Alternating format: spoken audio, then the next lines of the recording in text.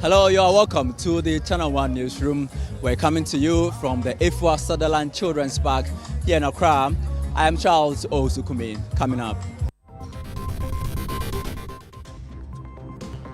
Second day of AgriFair records massive turnout as exhibitors cash out. So Cornelius Farms, we have fresh mango. We just brought it. The ones we brought in the morning are sold out. So we just brought this one from the farm, Esichari. That would be an understatement if I say that we haven't had our money's worth. As you can see over here, one of our SMEs actually sold out. Also in the bulletin, farmers in 3 Amansia districts of the Ashanti region traded their farms for galamsey activities. They are being challenged of labor because looking at when they go for galamsey, the money that they will get, and when they come to farming, as in agric, comparatively, it doesn't matter. There is that disparity. Still on the Channel 1 Newsroom, traders at Kejetia market live in fear following deteriorating nature of the market. Yes, I know Usro says, baby, I see a cracky, baby, a mudro no etimiama, Siena Pejano. The Biana can say, hey, that could be a Hana, won't say, we know a jury. And later on the Channel 1 Newsroom, Asante Hino Tumfo said to the second describes unemployment situation in the country as a national security concern. Unemployment is a major issue in the country. So it's a national concern, and the president should take a keen interest in this critical issue.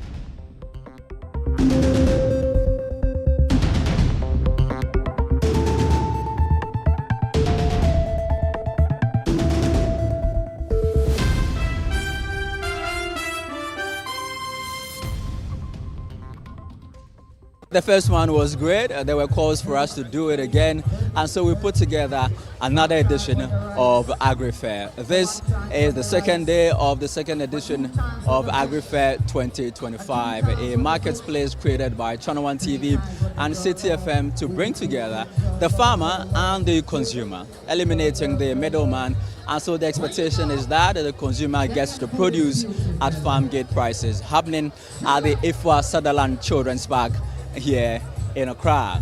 From everything you can think of in the agriculture space, from tubers to vegetables to fruits, all on display here at the second edition of AgriFair. Come with us, let's show you what is on display here at this year's second edition of the AgriFair. A lot of action, salespeople busily interacting with their clients, as you can see behind me. The Agri-Impact Village, and then also over here you see people busily selling their vegetables. I'm going to quickly interact with them and find out what they have on display. So we have habanero pepper, we have tomato, we have cucumber, and then we have onion. Okay, so this is what's logistics? Yes, this fresh is logistics. Fresh logistics, yes. Okay. So how much is this? So this is 1 kilo going for 100 cedis. Yes. And then we have the habanero pepper, very, very spicy, which is 50 cedis per kilo. And these are all farm gate prices? Yes, these are all farm gate prices. We are located at Boankra. These are greenhouse items, yes. So you can trust, you can come here and you have your fresh vegetables. So we'll continue and have some conversations with some at the AgriFair 2025, engage them on what they have. You have mangoes, fresh mangoes from Cornelius Farms, yes. So Cornelius Farms, we have fresh mango. We just brought it. The ones we brought in the morning are sold out. So we just brought this one from the farm, Esichari. So how much is one piece? 3 for 20 Ghana cedis. Yes, very affordable. Yes. And the ones you brought over in the morning have all been sold out? Oh yes, yes. We are an input company. We sell irrigation, hybrid seeds, greenhouses, substrates. If you want to go into farming, this is where we take you through. We also offer trainings. We don't just leave our farmers, we give them capacity building. So right here on the table, we have seedlings. So you know in the past, you just throw your seed in the soil. That's not the right way to go about it. What you need to do, there's a science to this. you need substrates to nurse your seed, and then they grow like this before you actually transplant them into the actual soil. When you do that, you avoid shock from harming your plant as well. And then we also have this is a biostimulant. It's an organic product for cocoa, maize, cereal, vegetables. So this is your go-to. Well, they promised they will bring tons of tilapia. I'm talking about voter catch. How's it going? So far so good. So far so good. A lot of people are getting the fresh tilapia, and a lot of people too are getting the giveaway tilapia as well. So yeah, it's going well. Yeah, your tilapia, your fresh tilapia plug. You can see brisk activity over there at your tilapia stand. I'll just go there and get some of the customers who have come to get their experience of the situation. I'm Charles. I work with Channel 1 TV. I see you're trying to get some tilapia. Tilapia, yes. Do you like what you see? Yes. They are good. They are good. They are bulky. Well, some of them look small, but the weight is still in there. So we are trying to get 3 kgs for Christmas. We'll do it with some banku and hot pepper. So some customers getting some tilapia. Hello, sir. My name is Charles. What's your name, sir? I'm Peter. So, aside tilapia, what else are you getting? Well, we just came. We have to do window shopping and see. Maybe there may be so many things that will attract us. Because the first time we came, we really liked the place. And I jokingly told some men that the next time it's organized, I will not come because I got the things that I wanted at very good prices. And I'm so glad that you people have organized it again. I hope you'll be doing it at least 3 times in a year. Let's now try and have some conversations with some of the sponsors of this year's AgriFair who have made it possible for us to bring you the second edition of AgriFair 2025. So here we are. We are with IDH, right? So IDH is committed to Ghana's value chain, so establishing the Ghana's value chain and also creating sustainable markets for our SMEs, and the AgriFair has consistently delivered that for our SMEs.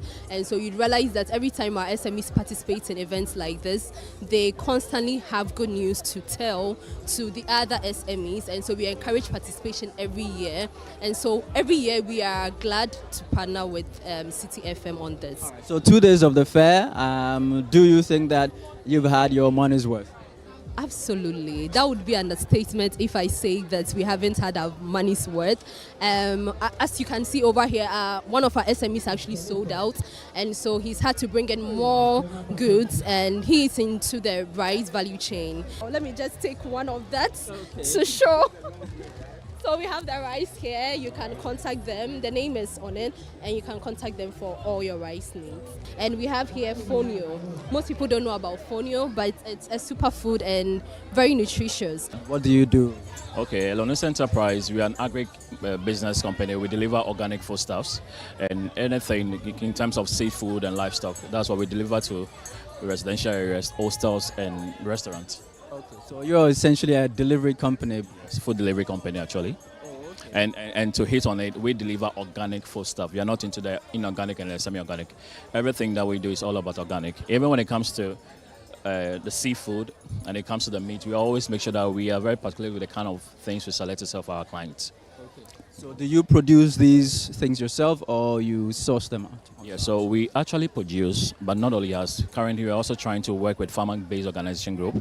Because of the market target that we are looking at, we cannot only have everything that we sell produced by us. So we have a group of farmers that we are trying to work with for them to produce so that in case we are out of stock, we rely on them. We don't do the sorting because when it comes to the sorting, many people in Ghana are into the inorganic.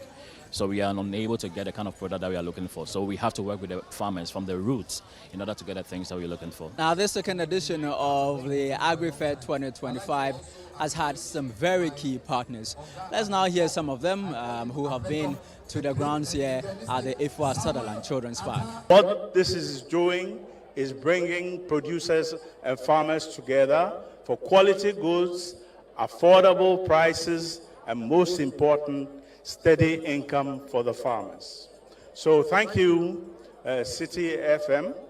What we're doing at 24 Economy integrates very carefully, very keenly into what this AgriFair represents. We must reduce our imports that is now close to $3 billion a year. If we continue to do this, we will have a situation where this large unemployed army we have of 2.7 million young Ghanaians will not be raised, it will not reduce, because all we're doing is exporting our jobs to those we import rice from soya oil and eggs and everything you can imagine. So this kind of event highlights the fact that Ghana can do it. This year's AgriFair is powered by Channel 1 TV and City FM with sponsorship from the IDH Transforming Markets, Horticulture Business Platform, Development Bank Ghana, Legacy Crop Improvement Center, Gersal, Ghana Exim Bank, and Agri Impact, and with support from Trillium Industrial Company Limited. So this has been day 2 of AgriFair 2025, the November edition. We're climaxing on Sunday.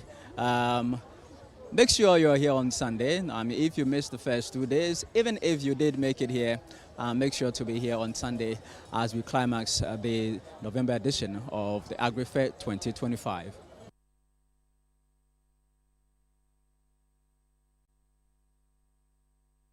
Well, as we promote farming with AgriFairs, majority of farmers in some mining communities in the Ashanti region are abandoning their farm and venturing into illegal mining, which they consider more attractive and lucrative. The trend, according to officials of the Ministry of Food and Agriculture, is worrying and threatens food security in these communities. Channel 1 News' Middle Belt Bureau Chief Hafiz Tijani reports. The mainstay of communities in Amasia Central, West and South districts is farming and mining, but a worrying trend is emerging as most farmers now see mining as more lucrative than their farm jobs. We are being challenged of labor because looking at when they go for galamsey, the money that they will get, and when they come to farming, as in agric, comparatively, it doesn't matter. There is that disparity. So they prefer to go to the galamsey rather than doing the farming. Officials of the Ministry of Food and Agriculture are now banking their hopes on both government and private interventions to equip farmers in communities within the Amasia South and West districts. The money is a problem, and this our farmers, no matter how resourceful the person is, all the time they talk about poverty. And as Asanko is bringing us, they are bringing us inputs that will reduce the cost burden on the farm the production. In case maybe you would have even spent about 3,000 for 1 acre, but this time you spend 3,000 because almost you have everything. So what you do is that just some small money that you also use to take some labor to help you to cultivate your farm. Asanko Gold Ghana Limited has stepped in with a community agricultural support project which aims to support both the immediate needs of farmers and the long-term development of agriculture in the host communities. The program also seeks to improve yields through better quality inputs, strengthen technical capacity through farmer training, and promote climate-smart and sustainable farming practices. But people have the notion that it's only galamsey that's happening here. We want to change the narrative. So we are coming on board with this program. This is part of the model we instituted for the 5-year development program, so that at the end of the day, we'll support the farmers gradually to where they want to be. We cannot leave the land barely being destroyed by illegal mining. We need to bring on board some form of farming as it used to be before. So that at least whatever they come out, the product that they bring, we even support us. We could buy the products, even like we put them within the poultry farming. As that is produced, we can buy them and consume them in the mining areas where we see, same as other products that they are going to consume. Some beneficiary farmers lauded the initiative. First, no buy a dudiano. I feel almost as I saw almost a boy said a bay a banshee, no more be a banshee. Then comes it and Kayuna Moran Council, Moran, a catchy cacrani, no banshee, no dia Maya. This year make us say, if you come up and ask them to. I say, more person will say a senate. Na ye queer phone about an so high. There might be a galamsey, no uncle. Farmlands continue to be destroyed by activities of illegal miners. Interventions like this one to support farmers within mining and rural communities for agric officers in this district will help make farming more attractive.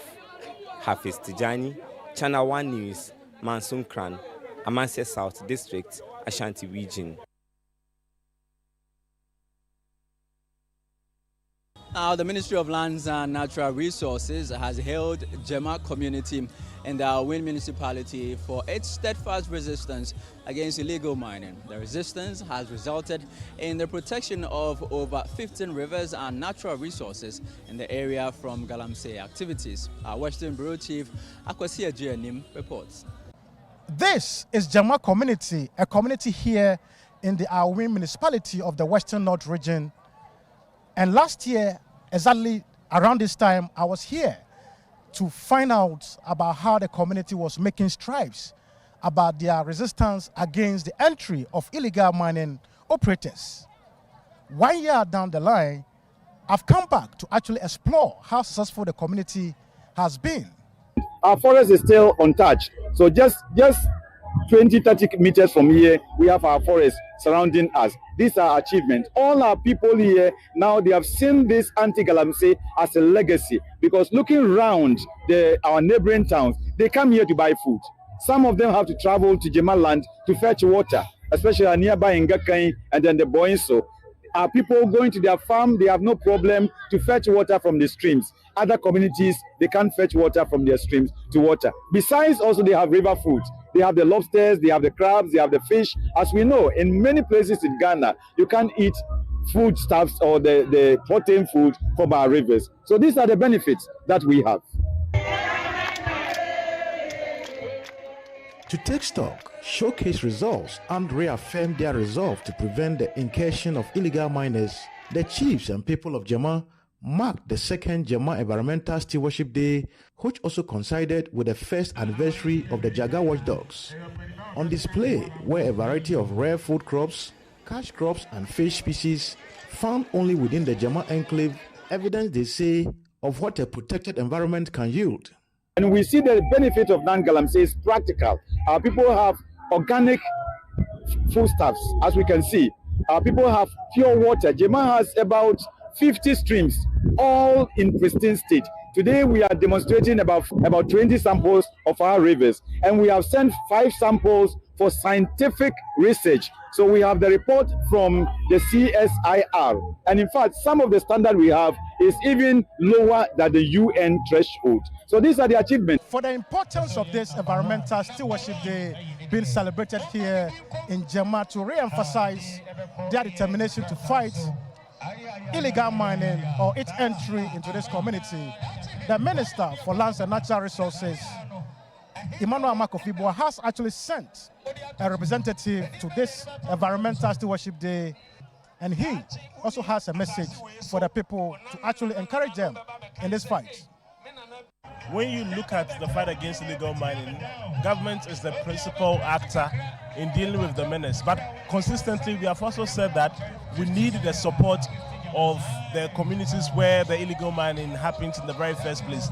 And so to see a community like this mount their own watchdogs and develop their own mechanisms to stem the tide is truly commendable. The sector minister, Honorable Emmanuel Amakofibua, is very excited about this development, and it's our expectation that this will be replicated in other communities. You know, when the local folks themselves get involved, when they fold their sleeves and get involved, the results become better. So we are hoping that this will cut across board. The National Anti-Illegal Mining Operations Secretariat is available to halt all of those operations. In fact, here in this particular community, as a spokesperson for 9 months, I've had numerous reports about how there have been some incursions in that particular respect. 9 months deployments have subsequently been done in that particular respect. And so we have them at heart, and then we are at every given point, we are willing and ready to support them once the calls come. The Western North Regional Minister, Wilbert Petitbrentum, who also in attendance, said Jema's firm stand against Galamsey has brought honor to the region and positioned the area for a hub for organic agricultural produce. Jema is now a model when it comes to not just fighting Galamsey, but putting measures from first principle. That is starting from source to ensure that Galamsey doesn't happen in the first place, so that you now have to start devising means of trying to fight it, which we all know is a very difficult task. So I want to actually commend all the people of Jema, especially those who spearheaded this program. Jema is now an investment destination.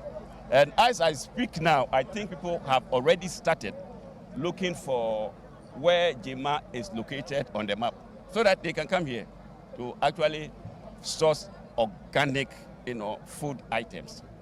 It is said that to whom more is given, more is also expected from. And this adage is what the people of Jema are standing on to say that they have shown the willingness to fight against Galamsey in the protection of these cocoa beans that is so much needed for the country's forward march. But they want the government to also do its part. The best rabbi say obepe juma different bi ade abre say yesi empe Galamsey ukoba bia Galamsey na nkofo ye de ere chichire omo kakra ti say ya gie tumi say ye nye Galamsey dia ene ye best rabbi say ye mna ntewa no ene ye Kejetia ne ya ye okuro nimu ye sra ne say obepe juma different ade atachi koko na ye no ha no. So my final message to government is just to give us their support, especially the good work that we have done. And I'm also asking the government to come, and then I'm ready to share the template with them. I know the government is doing so well, but sometimes it doesn't work only on paper. We need to put the things on the ground. So if they come, we are ready. And then I was expecting maybe the minister even to adopt our local watchdog. They have done everything on volunteer. Can they adopt them as part of the Blue Water Guards and then at least give them some stipends for the work they are doing? To make a bold statement of its commitment to the fight against illegal mining over here in the Awi municipality of the Western North region, this very monumental signage has today been erected to be a continuous reminder that the people over here in Jema are vehemently against the practice of illegal mining. And this is a call that they want the rest of the country to actually take an inspiration from. For Channel 1 TV News, I'm Kejetia, Jema. You are still watching the Channel 1 Newsroom here on Channel 1 TV. Still ahead, Asante Hino Tumfo said to the second describes unemployment situation in the country as a national security concern.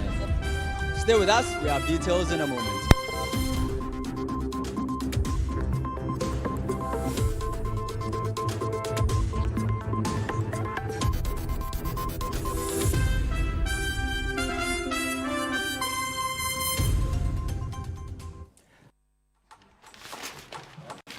This is AFCON, my friend. Everything is a competition. Everything.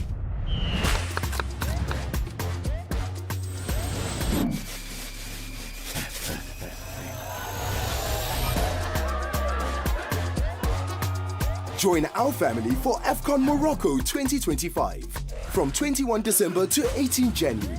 Available on DSTV and GoTV. Hey Ghana, so you people know Miss Brother once more. If you knew, it's your boy. Kill them all. But this time, I'm not only killing mosquitoes, I am killing the greats. See? This wouldn't have been possible if I didn't have the perfect mosquito-free atmosphere. Thank you, Out Insecticide. And yeah, Out Mosquito Coil. For a mosquito-free atmosphere, trust Out to... You are not serious. Out Insecticide. So ya boa, faha. Rooted in heritage. Shaped by ambition. Defined by style. Inspired by soul. This is Afro Quality, the first multi-country concept store for African brands. Now in Nairobi, Kigali, and Accra. Dear Santa, all I want this holiday is special family time. Whenever you come around family, you can find love. To go on an adventure. Tickets to every game. Some giggles. And a puppy. Let's go! Yippee! This holiday, simply stay connected and get all you want on DSTV, your home of entertainment.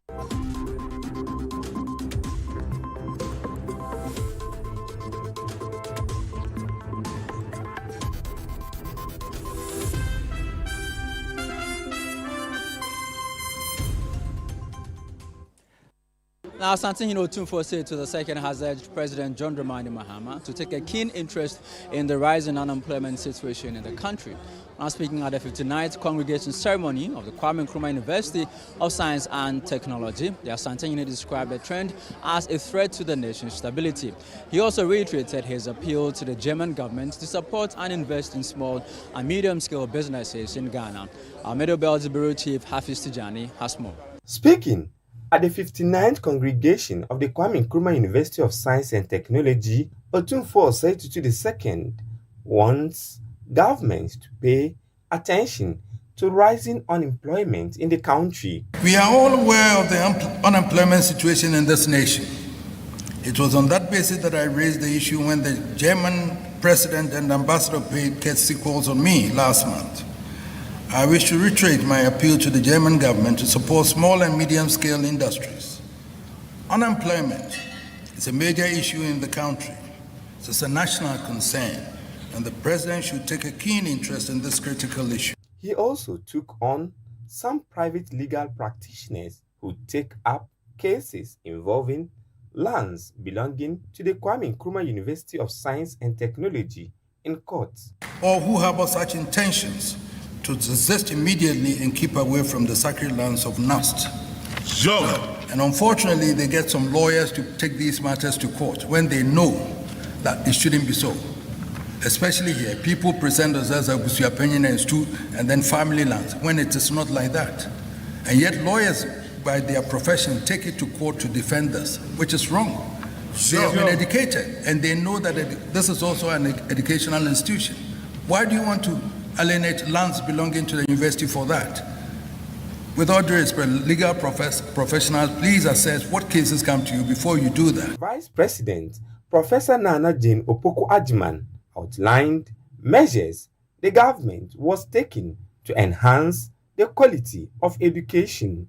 In October this year, President John Mahama took a significant step toward widening access to higher education by launching the free tertiary education for persons with disabilities. For him, it is a clear act of justice. Under the program, students with certified disabilities admitted to accredited public tertiary institutions have their tuition and academic facility fees absorbed by the state. The Asante commissioned some key projects, including the expansion of the greenhouse facility, a partnership between KNUST and Agri-Impact. We have had issues where there are some people who had health problems. They were unable to consume tomatoes, but when it is produced in the greenhouse, they are able to produce. We will want to also demonstrate this and invite more private sector partners to partner with universities for technology transfer. The congregation saw the conferment of master's and doctorate degrees on graduates. Asante Otumfuo Osei II says he would ensure lands belonging to the KNUST are protected. Hafiz Tijani, Channel 1 News, KNUST, Ashanti Region.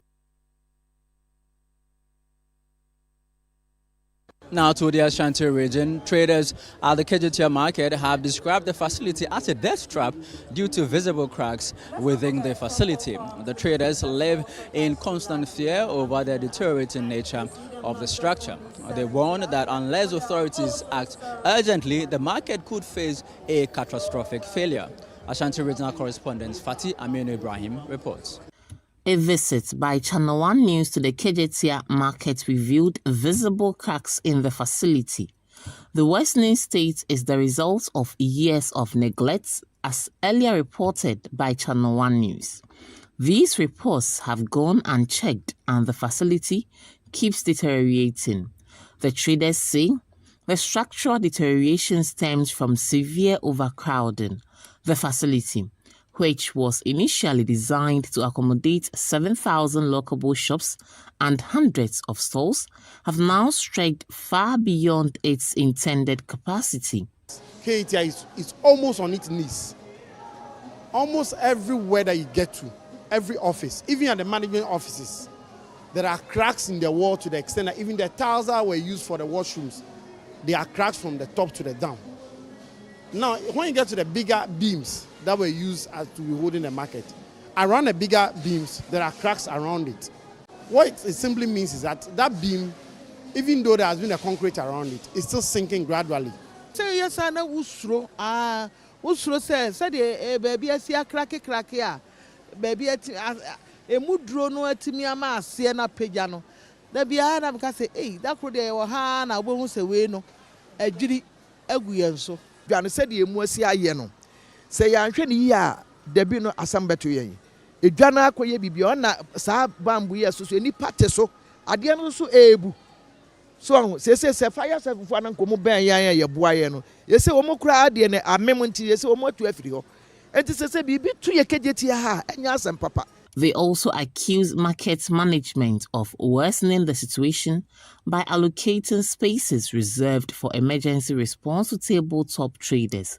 This decision, they say, has created dangerous congestion and could hamper rescue efforts in the event of an emergency. If you look at the ramps, places that were meant for emergency exit, places that were meant for, let's say, fire service, ambulance, when someone is sick and the ambulance will have to drive them, pick the person. Today, traders have occupied all those places.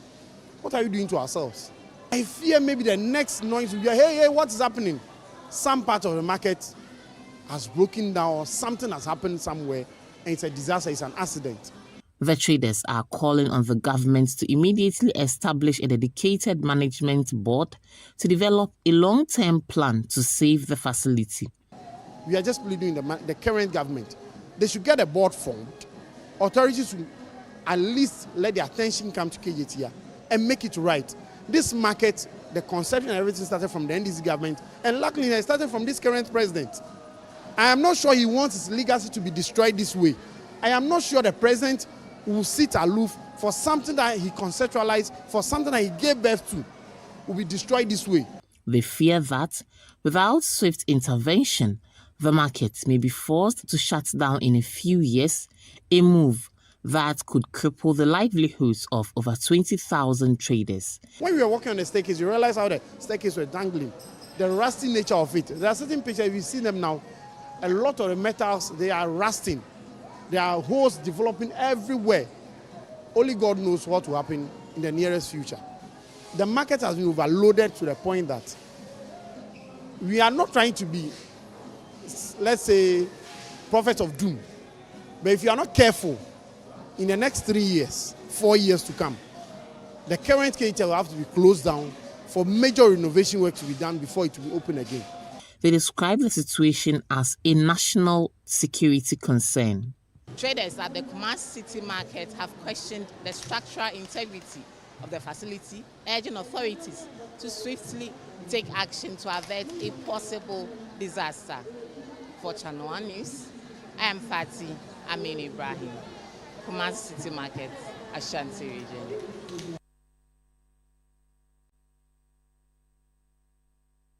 The Galosota EPDA Basic School in the Alonga district is on the brink of collapse after decades of neglect, leaving more than 350 pupils to learn under harsh and inadequate conditions. From kindergarten to JHS, classroom blocks have deteriorated so severely that children are packed into congested, poorly ventilated rooms, while other students study in buildings without doors, windows, or any shelter from the elements.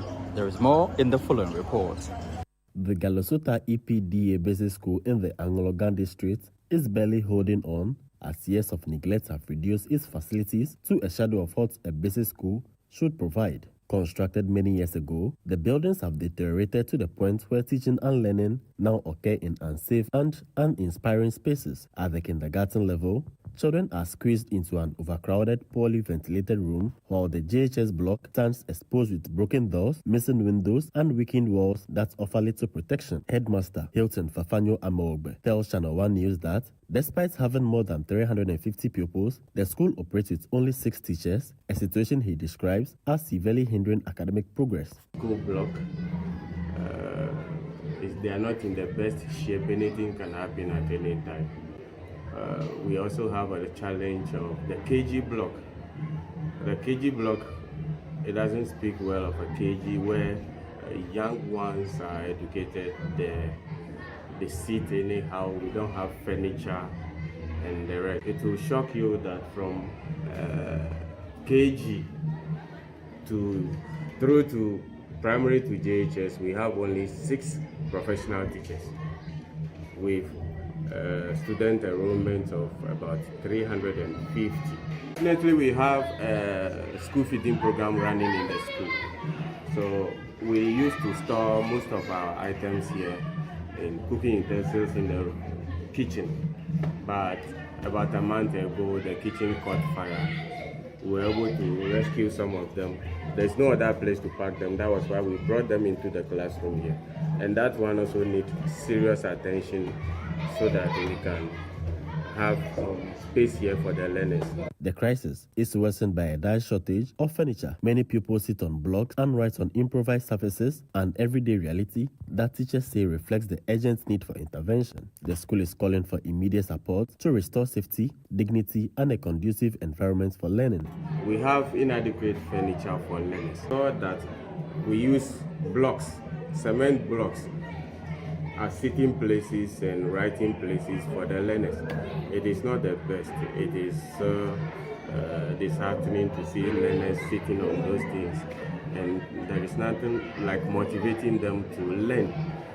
So it's also encouraging absenteeism in school, and so we need sitting places or desks for the learners. KG block to be rebuilt, a modern one with modern structures, with learning resources.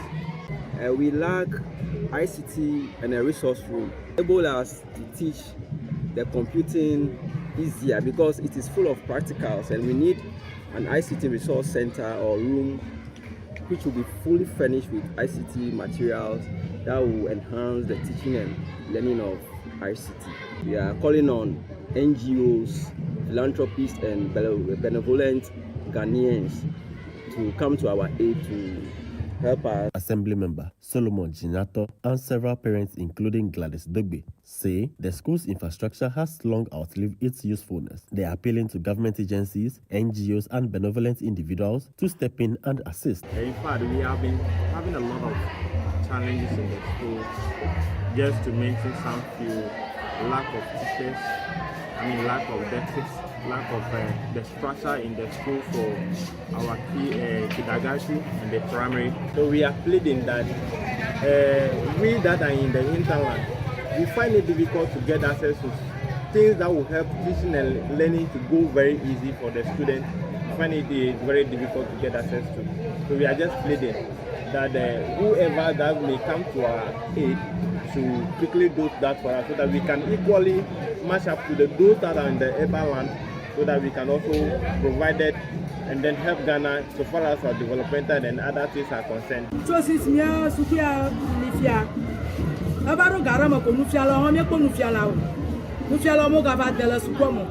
manu pompro fia ni nyana nu fia la bo ma sheke ro me nyina da sukoma suku ko ha gbla akọ monyo alaba enji woro fa be nya compassion to ko we va dollar mi afine de o gaze suere na refia o ha compassion fi o kwesa sukoba gaze aji o refio de na gaza kata agbla alaba anu no ji abaji na refio mo pe na ire keji ko ma fifi la fia refio ro ko anigba ke ma ro bobla ni ro ko anu nu mo ra kama ike ma dem ya ji o refio mo dem aji susu arasi suri ati asro mu mi o. A team from Channel 1 TV and City FM visited the school to verify the concerns and amplify the community's call for help. General Manager Bernard Kopuavle said the visit highlighted the urgency of the situation, adding that the station hopes to mobilize support to transform the school. 2 years ago, we came here as part of the Lower Volta support campaign, Channel 1 and City, to come and donate. At the time, there was a lot of pressure on many communities because they had been flooded. So when we got here, I remember there were so many people wanting to talk to us about so many different things. So after the donation, we had to leave to other towns. But some of the people from this town took our number and said, look, you have to come back here. We have major issues. So we promised to come back, and we've come back 2 years down the line. And also assess the level of need for the Galosota EP Basic School. And we are hoping that we can use some of our influence to get some attention to be brought to the project, particularly the kitchen, which had a fire about a month ago. The upper primary block is looking very, very bad indeed. And the kindergarten and the JHS, they need some furniture. So we are hoping that when we show the story and also talk to a few people, we can gather some resources to support the good people of Galosota. And this is just, the Lower Volta thing sort of touched our hearts. So we have a lot of friends in many communities that we would like to visit, because it got us to see ordinary Ghanaians doing great things and striving very hard. So we are happy to be here, and we hope to come back again soon. As part of the visit, a friendly football match was held in honor of the media team, with the Bernard Avle 11 FC defeating the Richard Sky FC by 2-0. The team also donated sporting kits to the community to nurture young talents despite the poor state of the pitch. Beyond the social, educational issue, we needed to also see the talent in the town. So we just organized a football game. So we said we had Richard Sky 11 versus Bernard Avle 11 to see the football talent, donated some jerseys and sports equipment from some of our friends in Accra to them. It was a good time. So we came to see the people we came to visit 2 years ago, spot some football talent, and we saw a lot of good talent. There has got to be a lot more investment in communities like this, because looking at those talents, imagine what they could do with a small football park, not necessarily a stadium, a small football park with the right amenities to help them to actually grow their skills and enhance their capacity to do great things on the global stage or even on the national stage. Unfortunately, they don't have that. They have a park that is not fit for purpose, but that is what they are using. So what is necessary is getting the government, the state, to make the necessary investment in communities like this. What I saw, these boys do have great talents. And those talents, when properly honed, can actually compete effectively on the global stage. Chairman of the Galosota Development Association, Felix Ahiable, is also appealing for support, this time for basic sporting facilities to help develop the abilities of young people in the area. Yes, we know football is one of the sports that has taken ground in Ghana, and for that matter, football is getting developed every now and then. Galosota cannot be an exception. Our football park, however, is not too good. We need help from central government, from philanthropists, from anybody that sees our park and sees that it is not in good shape and comes to support us. We'll be very glad to welcome that person to come help us. Students and teachers here at the Galosota EP Basic School are calling for improved structures to enable easier teaching and learning. Reporting for Channel 1 News from the Galosota EP Basic School here in the Volta region, I am Desmond Salasiago. Now, the debate on religious rights in schools has intensified after the Supreme Court ordered Wesley Girls Junior High School to respond to a suit alleging restrictions on Muslims' religious practices in the schools. My colleague Shiba Arbabenin has a report from the conversations on Saturday's big issue here on Channel 1 TV. The court suit alleges that Wesley Girls Senior High School enforces policies that bar Muslim students from observing religious duties such as fasting and prayer and compels them to participate in Methodist religious activities given the school's foundation by the Methodist Church. The matter has once again gained traction, starting debate over whether the school's traditions should adapt to accommodate students of different faiths. On Channel 1 TV's The Big Issue, some voices calling for inclusion say that religion cannot be imposed and mission schools must allow students of all faiths to freely observe their obligations. They also add that parents should carefully consider the complexities of each school before enrolling their children. Where you open up your school to government involvement, and when you open up your school to admit other students from other faiths, you compromise the almost absolute freedom that you used to enjoy. And so that is what the Methodist Church needs to recognize and to make sure that while it is not to say that their rights should be completely curtailed, and therefore there shouldn't be any room for the practice of Methodism and so on, it should also recognize that other citizens have the right to enjoy their freedom. We as parents, if you want to choose a school for your child, you should look at all the complexities that are available in the school. And then you choose your schools according to what you think will enhance the totality of the development of your child. So if you are a Muslim and then you know that you have these schools there and you go in, nobody is going to compel you to say, leave your faith. You still remain a Muslim. However, some analysts, including former GES Director General Dr. Charles Ahetochega, sees this as an opportunity to rethink the nation's educational system. I can say for certain and without fear of contradiction that in education we have never developed a religious policy.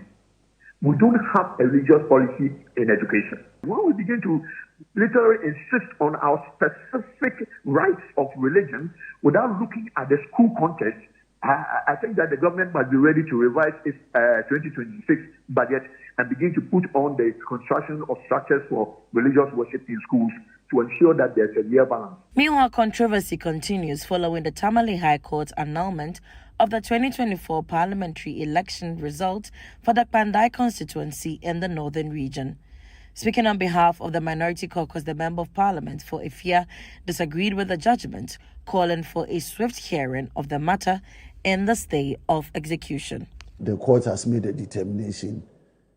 You also have a right of appeal, and so we have triggered in our appeal to the Court of Appeal and then applied for a stay of execution so that we can have finality to the matter at a higher court. What we are only seeking for is that the matter for the stay of execution will be heard swiftly so that at least the matter can continue at the Court of Appeal. Still in Parliament, political analyst Andrew Appiah-Dankwa weighed in on comments made by MP Apenyo Markin describing his comparison of the justice system to an animal farm as unfortunate. Essentially, what you are saying is that you don't respect Parliament. That's what Apenyo did. And I'm saying, for me, I'm not surprised because he thinks it's his property. And you are asking all the right questions. So you take your private money, you understand, to undertake a public service. Well, it's still service. You understand? And you go there, so you take your money. Attempted service. It's a service. Come on. You understand? So, and I'm saying that I'm not surprised. Because it's the character of this current MPP.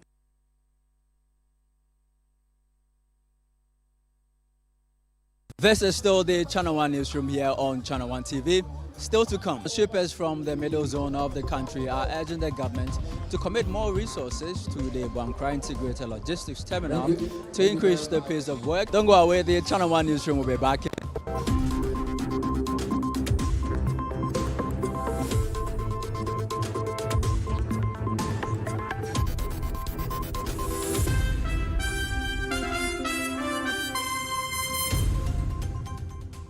Meet James. James has been searching for happiness for years. So we asked locals to point him to the source of their happiness, until one fateful night when his search finally came to an abrupt end.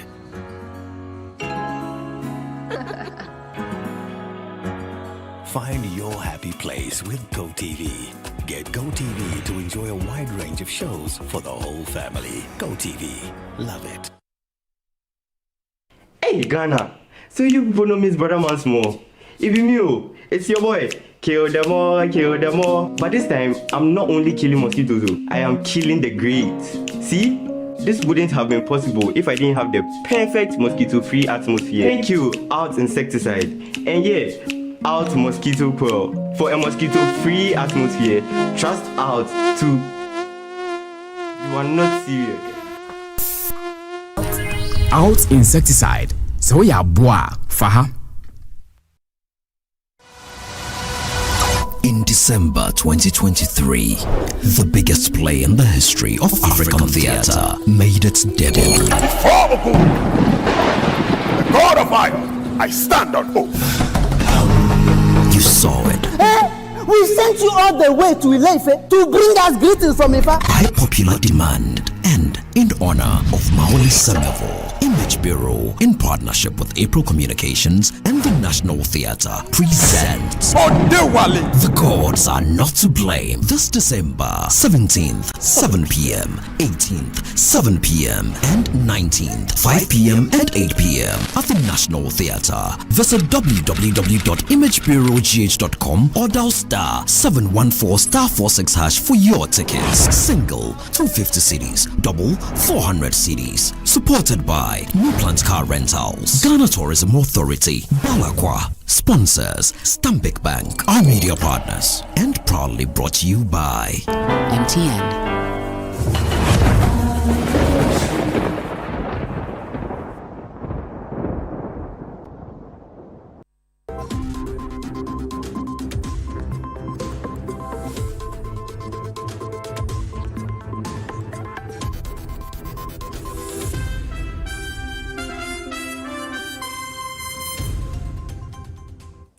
Now, shippers from the middle zone of the country are urging the government to commit more resources to the Boankra Integrated Logistics Terminal to increase the pace of work and help significantly reduce transportation costs for cargo.